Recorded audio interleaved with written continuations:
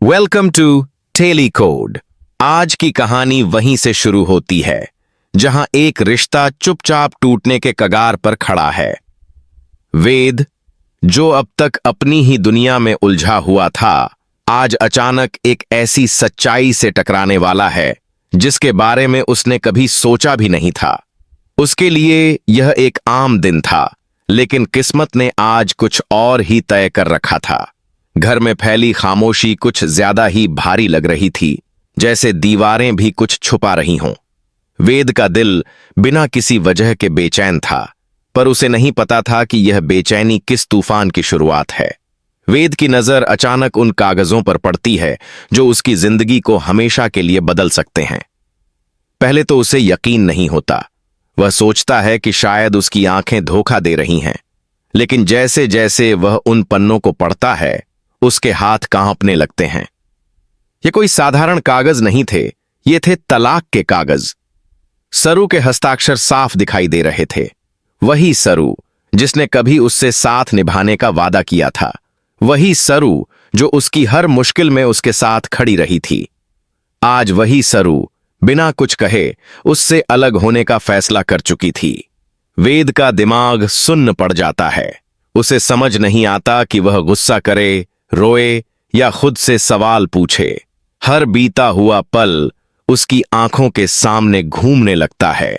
वो हंसी, वो झगड़े, वो वादे, सब कुछ जैसे एक झटके में बेकार हो गया हो। उसे सबसे ज्यादा चोट इस बात से लगती है कि सरू ने उससे बात करना जरूरी नहीं समझा।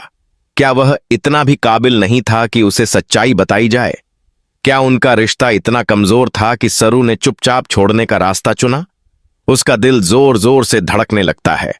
कागजों को पकड़ते हुए उसे लगता है जैसे उसने सरू को खो दिया हो, बिना उसे रोके, बिना कुछ कहे।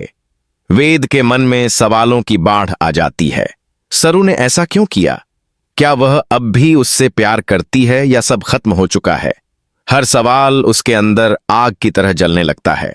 इस पल में वेद को एहसास होता है कि सच्चाई कभी कभी इतनी भारी होती है कि इंसान उसे सहन नहीं कर पाता। सच्चाई सामने आने के बाद वेद अब पहले जैसा नहीं रहा। उसके अंदर कुछ टूट चुका है और कुछ खतरनाक तरीके से जाग चुका है। तलाक के कागज अब सिर्फ कागज नहीं रहे। वे उसके अपमान, उसके दर्द और उसके टूटे भरोसे की निशानी बन चुके हैं। उसका मन उसे रोकने की कोशिश करता है, लेकिन दिल गुस्से और बेबसी से भरा हुआ है। उसे लगने लगता है कि अगर उसने आज कुछ नहीं किया तो वह खुद को कभी माफ नहीं कर पाएगा। वेद का गुस्सा अब साफ दिखने लगता है, लेकिन यह सिर्फ गुस्सा नहीं है, यह उस इंसान का दर्द है जिसे बिना पूछे छोड़ दिया गया हो। उसे लगता है कि सरू ने एक फैसला लिया, लेकिन उसे यह हक नहीं था कि वह उसके हिस्से का फैसला भी अकेले कर ले। वेद के लिए यह सिर्फ रिश्ता नहीं था, यह उसकी पूरी दुनिया थी, और आज उसी दुनिया को कुछ पन्नों में समेटकर खत्म कर दिया गया था। उसके हाथों में कागज अब बोझ बन चुके हैं। हर पल उसे याद दिला रहे हैं कि वह हार गया है, लेकिन वेद खुद को हारा हुआ मानने को तैयार नहीं है। उसके अंदर एक जिद पैदा हो जाती है। वह सोचता है कि अगर सरू ने उसे छोड़ने का फैसला किया है तो वह भी इसे इतनी आसानी से स्वीकार नहीं करेगा। यह उसका गुस्सा है, उसकी आखिरी कोशिश है, शायद खुद को मजबूत साबित करने की। जब वह उन कागजों को जलाता है तो वह सिर्फ तलाक के कागज नहीं जलाता, वह अपने अंदर के डर, अपमान और टूटे हुए सपनों को भी आग के हवाले कर देता है। आग की लपटों के साथ उसके दिल की चीखें भी जलती हैं। लेकिन इस आग में एक सवाल भी उठता है, क्या कागज जलाने से सच्चाई भी खत्म हो जाती है, या फिर यह आग आने वाले तूफान की शुरुआत है? वेद की आंखों में अब सिर्फ गुस्सा नहीं, बल्कि एक ठंडा फैसला दिखाई देता है। यह कहानी यहीं खत्म नहीं होती, यह तो बस शुरुआत है, क्योंकि जब प्यार, गुस्सा और अहंकार एक साथ टकराते हैं तो कोई न कोई टूटता जरूर है। अब सवाल यह नहीं है कि वेद ने कागज क्यों जलाए, सवाल यह है कि जब सरू को यह सच्चाई पता चलेगी तब क्या होगा? आग बुझ चुकी है, लेकिन वेद के अंदर जल रही आग अब भी शांत नहीं हुई है। जले हुए कागजों की राख उसके सामने पड़ी है, जैसे उसके फैसले की गवाही दे रही हो। यह फैसला आसान नहीं था, लेकिन अब हो चुका है। वेद जानता है कि कागज जलाने से रिश्ते की सच्चाई नहीं बदलती, लेकिन उसने जो किया वह उसके टूटे हुए दिल की आवाज थी। अब उसके सामने सबसे बड़ा सवाल है, सरू से सामना कैसे किया जाए, क्योंकि कुछ फैसले ऐसे होते हैं जिनके बाद चुप रहना सबसे बड़ी कमजोरी बन जाता है। वेद के मन में बीते दिनों की बातें फिर से घूमने लगती हैं। उसे याद आता है कि कब सरू की बातें बदलने लगी थीं, कब उसकी आंखों में वो अपनापन कम होने लगा था।